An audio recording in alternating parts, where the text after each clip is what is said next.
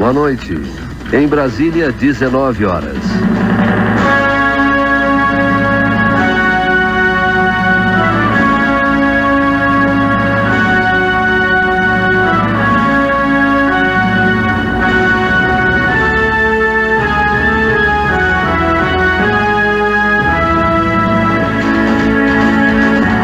Estes são os destaques da edição de hoje da Voz do Brasil. Boa noite. Vamos fazer uma explanação conceitual sobre a responsabilidade civil, sobre sua origem, conceito e elementos. A própria origem da palavra responsabilidade civil está ligada ao fato de não prejudicar outra pessoa. Podemos definir isso na medida que aquele que causa um dano a outro tem o dever de repará-lo. A noção de responsabilidade se torna plena na própria origem da palavra, que se traduz em responsabilizar uma pessoa pelo dano que ela causou a outra. O conceito de responsabilidade civil tem muitas semelhanças com o de obrigação.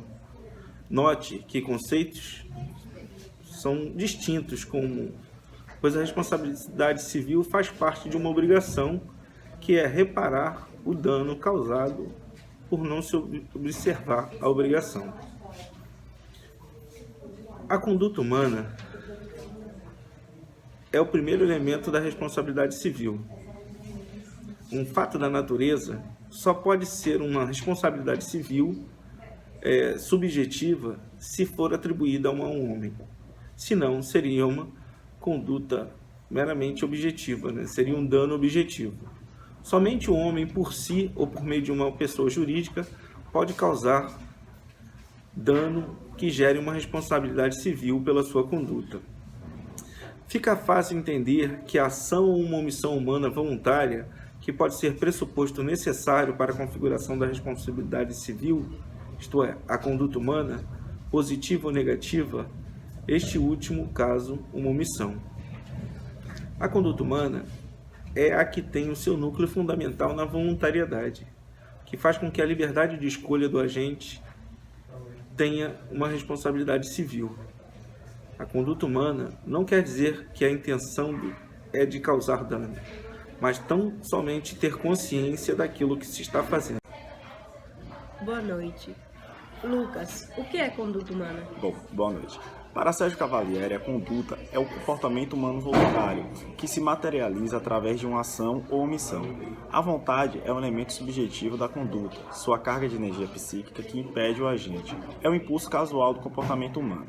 Maria Helena Diniz entende a conduta como o ato humano comissivo ou omissivo, ilícito ou ilícito, voluntário e objetivamente imputável do próprio agente ou de terceiro, ou o fato de animal ou de coisa inanimada, que cause dano a outra, gerando o dever de satisfazer os direitos do lesado.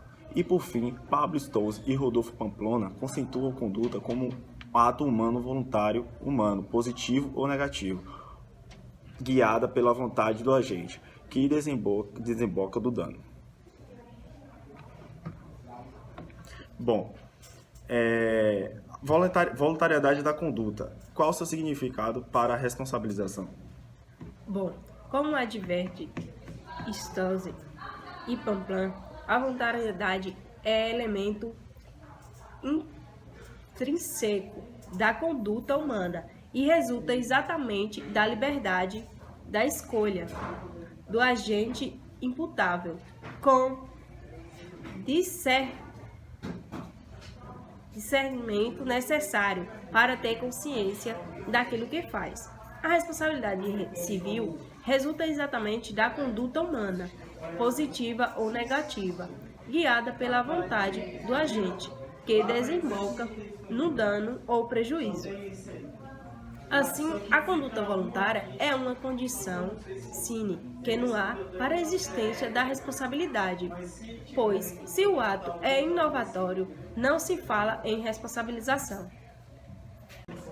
Como se deu a evolução da responsabilidade civil da culpa e o que significa ato comissivo e ato omissivo. A responsabilidade civil era regra no Código de 16, era a culpa provada evoluindo. Já no atual Código, a responsabilidade objetiva, em certos casos, fundada no risco integral. Ato omissivo é aquele que decorre de um comportamento ativo, positivo. Exemplo, o dano causado pela pessoa que estava bêbada bate o carro no muro do vizinho, causando-lhe prejuízo. Por sua vez, um ato omissivo, em regra, é uma ação negativa, geradora de dano, como é o caso do médico que em um hospital não administra os medicamentos necessários a um paciente só porque ele é o seu inimigo, podendo levá-lo à morte. Ressalte-se que só pode ser responsabilizado por omissão que tem o dever jurídico de agir, vale dizer, estiver numa situação jurídica que o obrigue a impedir a ocorrência do resultado. Por exemplo, o policial que se omite de defender alguém que está sendo espancado, o salva-vidas que observa um banhista se afogar e não socorre. A conduta, enquanto fator de responsabilização, há de ser sempre pessoal? Não. Regra geral, somente responde pelo fato aquele que lhe deu causa, diretamente ou indiretamente, por conduta própria. Entretanto, a lei, algumas vezes, faz surgir a responsabilidade do fato de outrem, ou de terceiro, a quem a responsabilidade está ligada. Neste caso, a responsabilidade surge não de uma conduta daquele que quem ela é imputada, mas de um terceiro ou de outrem, com a qual aquele tenha uma relação por um dever de guardar vigilância e cuidar. Trata-se de um caso de responsabilização indireta, decorrente de uma conduta alheia, por exemplo, os pais que respondem pelos atos dos seus filhos menores, o patrão por seus empregadores e etc. Lucas, o ato omissivo sempre gera responsabilização e da responsabilização por atos decorrentes de coisas ou animais que mantém sobre a nossa guarda. Não. Como já dito antes, só responde pelo resultado de seu ato omissivo aquele que juridicamente tem o dever de agir. Quanto à responsabilização, ocorre quando a lei responsabiliza as pessoas que tenham um dever de guarda, vigilância ou cuidado em relação a certas pessoas, animais ou coisas e se omitem o cumprimento desse dever.